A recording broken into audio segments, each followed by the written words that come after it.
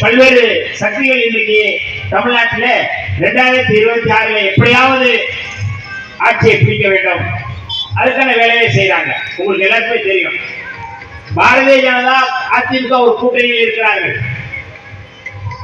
விடுதலை சிறுத்தைகள், இடதுசாரிகள், திராவிட முன்னேற்ற கழகத்தின் தலைமையான அணியில் இருக்கிறார்கள்.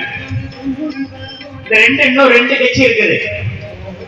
ஒருவர் ஒரு நடிகர் இப்ப வந்திருக்கிறாரு, யாரு? விஜய்.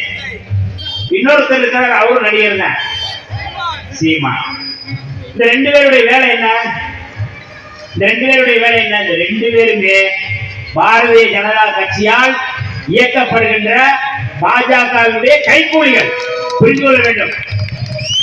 இன்றைக்கு தமிழ்நாட்டில் திராவிட எதிர்ப்பை முன்வைக்கக்கூடிய சீமானா இருக்கட்டும், பெரியார் எதிர்ப்பை முன்வைக்கக்கூடிய சீமானா இருக்கட்டும், இந்த சீமான் முழுக்க முழுக்க பாரதிய ஜனதாவால் RSS ஆல் இயக்கப்படுகின்ற ஒரு தொங்கு சதை. அப்படிப்பட்டவர் இன்றைக்கு தமிழ்நாட்டிலே ஒரு மாற்றத்தை உருவாக்க முடியும், புரட்சியை உருவாக்க முடியும் என்று மக்கள் ஏமாற்றிக் கொண்டிருக்கிறார்கள். ஆனால் விஜயும் சீமானும் RSS ஆல் இயக்கப்படுகின்ற ஒரு தனி கம்பெனி.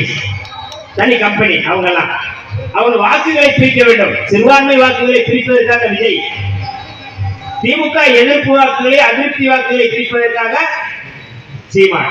ஆனா பேசுறதெல்லாம் நாங்க மாற்று புரட்சி அப்படின்னு பேசுறாங்க.